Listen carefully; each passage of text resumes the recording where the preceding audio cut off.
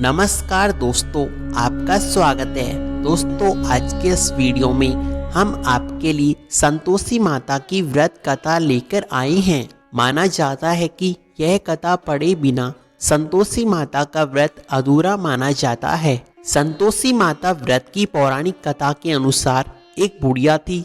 उसका एक ही पुत्र था। बुढ़िया पुत्र के विवाह के बाद बहू से घर के सारे काम करवाती, परंतु उसे ठीक से खाना नहीं देती।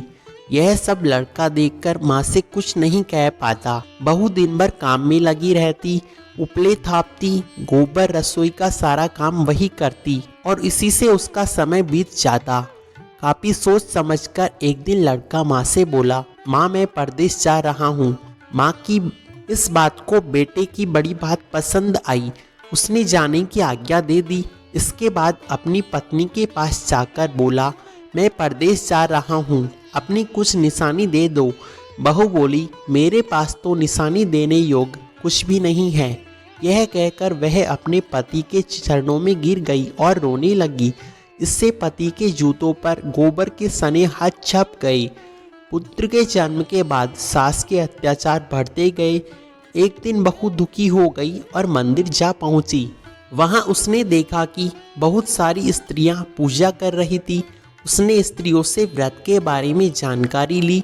वे बोली कि हम संतोषी माता का व्रत कर रही हैं, इससे सभी प्रकार के कष्टों का नाश होता है।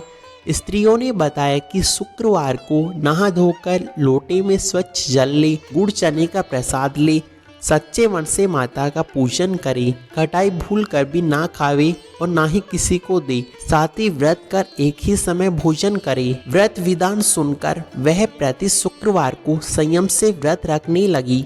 माता की कृपा से कुछ ही दिनों बाद पति का पत्र आया। कुछ दिनों बाद पैसे भी आए। उसने प्रसन्न होकर फिर व्रत किया और मंदिर में जाकर अन्य स्त्रियों से बोली, संतोषी माता की कृपा से हमें पति का पत्र और कुछ पैसे आए हैं।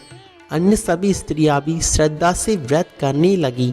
बहू ने कहा, हे माँ, मेरा पति जब घर आ जाएगा तो मैं तुम्हारा व्रत का उद्यापन करूंगी। अब एक रात संतोषी माता ने उसके पति को स्वप्न में कहा कि तुम अपने घर क्यों नहीं जाता। तो वह कहने लगा, सेठ का सारा सामान अभी बिका नहीं, रुपया अभी तक आया नहीं। उसने सेठ को स्वप्न में सारी बात कही तथा घर जाने की इजाज़त मांगी, पर सेठ ने इनकार कर दिया। माँ की कृपा से कई व्यापारी आए, सोना और चांदी तथा अन्य सामान खरीद ले गए। कर्जदार भी पैसे लौटा गए। अब तो साहूकार ने उससे जाने की इजाज़त दे ही दी। घर आकर पुत्र ने अपनी माता व पत्नी को बहुत सारे पैसे दिए। पत्नी ने कहा कि मुझे संतोषी माता के व्रत का उद्यापन करना है। उसने सभी को न्योता देकर उद्यापन की सारी तैयारी की। पड़ोस की एक स्त्री उसे सुखी देख ईर्ष्या से जलने लगी। उसने अपने बच्चों को सिखा दिया, तुम भोजन में खटाई अवश्य मांगना। उद्यापन के समय खाने के समय बच्चे बीच में खटाई मांगने लगे तो बहू ने पैसे देकर उन्हें बहला दिया, परंतु वे बच्चे दुकान में उन पैसों की इमली खरीदकर खाने लगे तो बहू पर माता ने क्रोध दिखाया। राजा के दूत उसके पति को पकड़कर ले गए। किसी ने बताया कि उद्यापन में बच्चों ने पैसों की इमली खटाई खाई तो बहू ने पुनः व्रत का उद्यापन का संकल्प लिया। संकल्प के बाद वह मंदिर में निकली तो राह में उसका पति आता दिखाई दिया। पति बोला, इतना धन जो कमाया उसका कर राजा मांग रहा था। अगले शुक्रवार को उसने फिर विधिवत व्रत का उद्यापन किया। इससे माता संतोषी प्रसन्न हुई।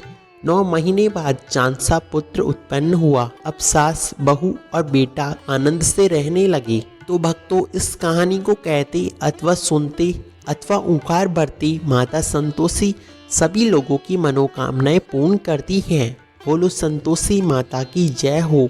धन्यवाद।